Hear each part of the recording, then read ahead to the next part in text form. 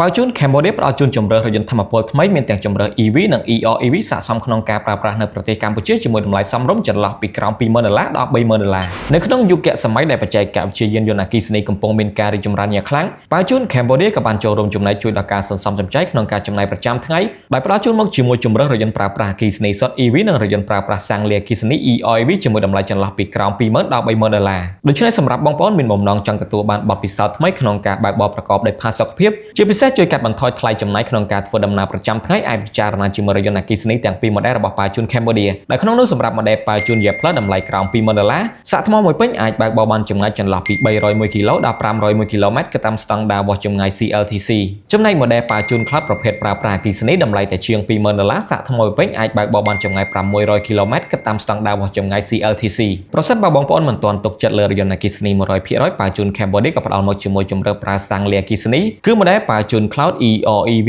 មានរយៈចម្ងាយបើកបរសរុបរហូតដល់1,400គីឡូម៉ែត្រស័ក្តិសមបំផុតសម្រាប់បងប្អូនដែលមានតម្រូវការចុះខេត្តញឹកអ្វីដែលកាន់តែពិសេសក្នុងឱកាសបុណ្យចូលឆ្នាំប្រពៃណីចិនខាងមុខនេះប៉ាជូន Cambodia ត្រៀមអាំងប៉ាវយៈជូនបងប្អូនទាំងអស់គ្នារាល់ការទិញរថយន្តប៉ាជូន Cloud ទាំង EV និង EREV នឹងទទួលបានការបញ្ចុះតម្លៃរហូតដល់$2,000ដូច្នេះនៅរងចាំអីទៀតសម្រាប់បងប្អូនមានបំណងចង់ផ្លាស់ប្ដូរមកប្រើឡានអគ្គិសនីហើយមានកញ្ចប់ថវិកាក្រោម$20,000ឬ$20,000ជាងអាចពិចារណាលើរថយន្តអគ្គិសនីទាំងពីរម៉ូដែលរបស់ប៉ាជូនបានដែលជារថយន្តអគ្គិសនី brand កូនកាត់សហរដ្ឋអាមេរិកចំណុចពិសេសមួយទៀតរាល់ពេលបងប្អូនទិញរថយន្តពីប៉ាជូន Cambodia មានការធានាជូនរយៈពេល5ឆ្នាំនិងមានមជ្ឈមណ្ឌលសេវាកម្មថែទាំនិងជួសជុលរថយន្តអគ្គិសនីប៉ាជូនដែលផ្ដល់ជូននូវការថែទាំកម្រិតស្តង់ដារជាមួយជាងដែលមានជំនាញច្បាស់លាស់និងបទពិសោធន៍យូរឆ្នាំសម្រាប់ព័ត៌មានលម្អិតបន្ថែមបងប្អូនអាចទំនាក់ទំនងទៅកាន់ Facebook Page ប៉ាជូន Cambodia